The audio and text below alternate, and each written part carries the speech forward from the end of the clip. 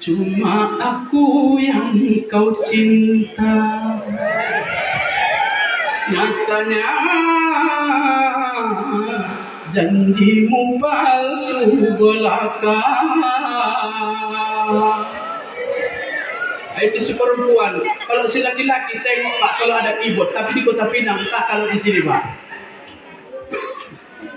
Entah kalau di sini, kalau di Kota Pinang saya lihat, ya Allah, yang umur 50-60 tahun Pak, kalau udah pentas seperti ini, ya Allah, lagunya pun luar biasa, curhat Pak, curhat. Ini yang curhatnya kawan ini di pentas ini, saya pikir kadang-kadang.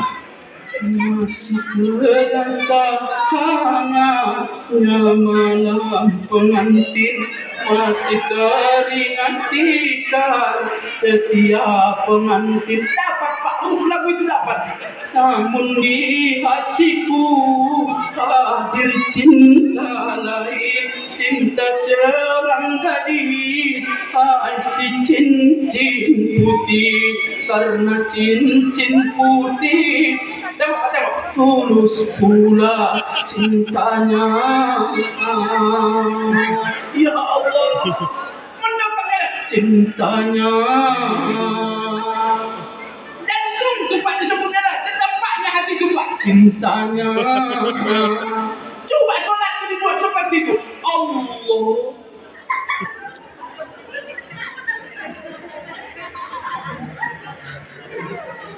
Kalau itu kurasa Pak diterima langsung sholatnya. Allah. Ini enggak kalau sholat. Allah. Apalagi suruh. Ini kita bagaimana? Kita tidak kenal Allah, tidak kenal Rasulullah sallallahu alaihi wasallam. Wa ma kana Allahu liyu'adzibahum wa anta fihim. Tidak akan ada kesulitan, tidak akan ada kesusahan. Oh Pak, kalau ada kesulitan, kalau ada kesusahan, dekati Rasul. Bagaimana mendekati Rasul? Maksud wa anta fihim. Kalau mereka bersamamu akan senang dan bahagia hamba itu, kata Allah. Artinya Bapak dan Ibu laksanakan sunnah Nabi Muhammad, insya Allah keluarga kita akan keluarga senang dan bahagia. Inilah Rasulullah datang kepada kita, diutus oleh Allah untuk membawa ketenangan dan kebahagiaan. Alhamdulillah.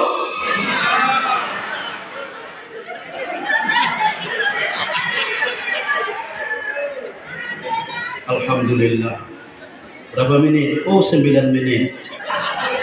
Masih makbul. Tapi jangan panitia membuat saya malu. Itu hanya seluruh saya. Jangan membuat malu panitia. Jangan dimalukan saya di konsesi, saya nggak mau. Jangan kayak di Langga Payung itu Pak. Mentang-mentang saya buat seperti itu Pak. Saya katakan seperti itu. Datang teh susu, datang lagi siprit. Kalau itu malu kali saya. Iya. Jangan saling memalukan kita Pak. Ya. Usah pala ada spiritnya lagi. Usah pala lagi. Cukuplah ini. Jangan contoh-contoh yang di Langga Payung. Enggak boleh dimalukan Ustaz. Tapi kalau sudah dipersiapkan jangan tunggu-tunggu.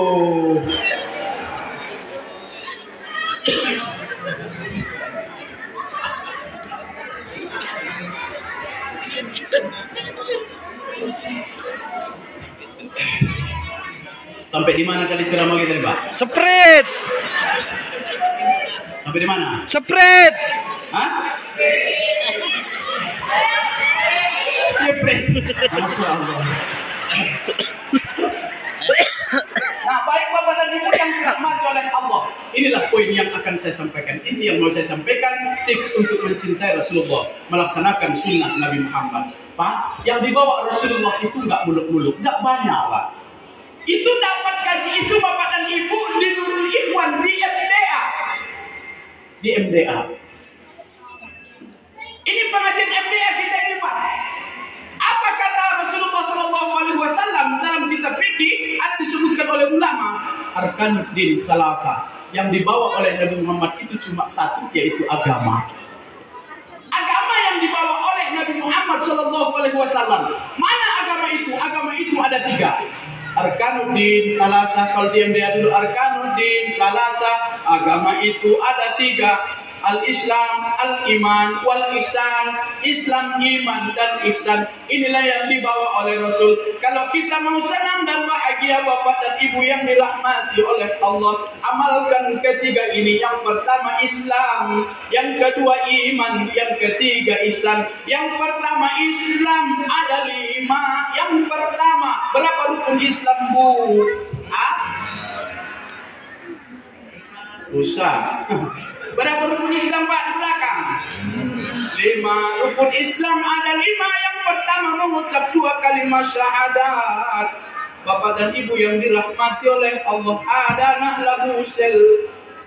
Pas waktu menikahkan Bang Rambe, saya suruh mengucap 2 kalimat syahadat. Mungkin tak grogi pun nggak tahu saya.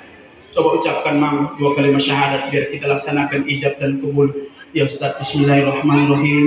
Allahumma sholli ala sayyidina Muhammad wa ala ali sayyidina Muhammad. Syahadat. Ya Ustaz, Allahumma sholli ala sambil tengoknya, Pak. Allahumma sholli ala sayyidina Muhammad wa ala ali sayyidina Muhammad. Itu jatuh dan teman-teman. Nah, Bapak dan Ibu yang dirahmati oleh Allah Subhanahu wa taala, kejadian tidak tahu membedakan syahadat dengan selawat. Bapak dan Ibu yang dirahmati oleh Allah Subhanahu wa taala. Kalau di Kapua itu Pak, di Kapua itu ada akhir tahun dibuat apa namanya? Suscatin ya Bang. Suscatin, khusus calon pengantin. Kalau ada anak-anak kita yang mau menikah Bu, itu dikasih bimbingan dulu. Saya termasuk yang membimbingnya. Kejadian tahun 2020, Bapak dan Ibu yang dirahmati oleh Allah, akhir Covid itu Bapak dan Ibu yang dirahmati oleh Allah, ada 12 pasang.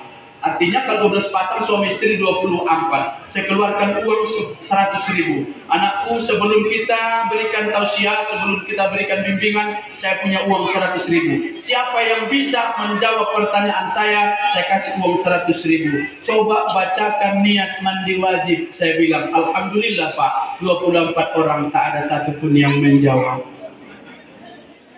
Anak siapa Pak? Anak konsesi. Anak kita Pak, anak muslim. Di mana itu dapat Pak? 2 kalimat syahadat itu Bapak dan Ibu di Nurul Ikhwan. Di sini kita dapatkan itu.